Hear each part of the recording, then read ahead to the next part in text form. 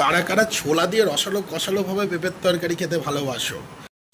Good morning সকলকে, জানাই সুপ্রভাত। আপনারা জানেন যে আমার চোখের অবস্থা কি, তার জন্য সানগ্লাস পরে নিয়েছি, কোনো অসুবিধা নেই, এই পরেই চলতে হবে।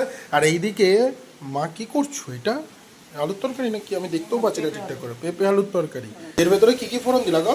জিরে তো মনে হচ্ছে দুধ থেকে, জিরে শুকনো লঙ্কা তেজপাতা দিয়ে কষাচ্ছ ব্যাপারটাকে। আর মশলা কি রেডি আছে? ও মশলা এখন রেডি করছো ওর ভেতরে? জিরে আদা বাটা, ওকে রেডি করো তাহলে। এটা অলরেডি ভাজা ভোজা এখনো হয়নি, কি হয়েছে আমি তাও বুঝতে পারছি না। হওয়ার কথা হয়েই গেছে, বাসন গোছাবো, আমার যে কি দেরি হয়ে যাচ্ছে কি বলবো। সে তো হবে, কালকে পূজা বলে কথা। বাবা, এর ভেতরে আবার টমেটো দিয়ে দিয়েছো? ভালো, টমেটো দিয়ে দিয়েছে, মশলাও রেডি হয়ে গেছে।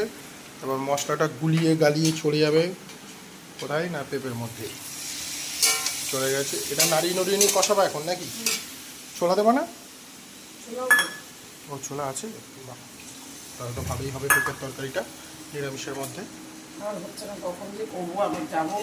এই কোনো রকমে করে রাখো। এই চলে গেল ছোলা,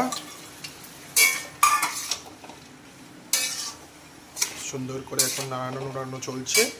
ব্যাপারটাকে এখন কষানো কষানো হবে আর কি। এই কষানো কষানো হয়ে গেছে, এবার চলে যাচ্ছে জল। এই জল দিয়ে ফুটলেই কি নামি নেবা নাকি? ব্যাস, তাহলে রেডি পেঁপের তরকারি।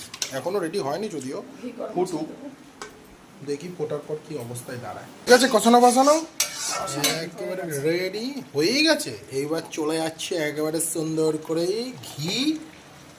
আর কিছু দেবা নাকি? আর কিছু দেবা না? যা গন্ধ বেরিয়েছে, পুরো মাখন একেবারে। এবার নামিয়ে নেবা তো? ব্যাস, রেডি হয়ে গেছে পেঁপের তরকারি। না, পেঁপের তরকারি তো শরীরের পক্ষে ভালো। পেঁপে খাওয়া শরীরের পক্ষে ভালো, তবে বেশি পেঁপে খাওয়া আবার শরীরের পক্ষে ভালো নয়। যাই হোক, রেডি ফেডি হয়ে গেল। এবার গোছানো গাছানো হবে, ওই বাড়ির উদ্দেশ্যে বেরোনো হবে আর কি। কালকে আমাদের মনসা পুজো। মা যেন সকলের মঙ্গল করেন, এই কামনাই করবো। মা মনসা যেন সকলের মনস্কামনা পূর্ণ করেন। জয় মা মনসা।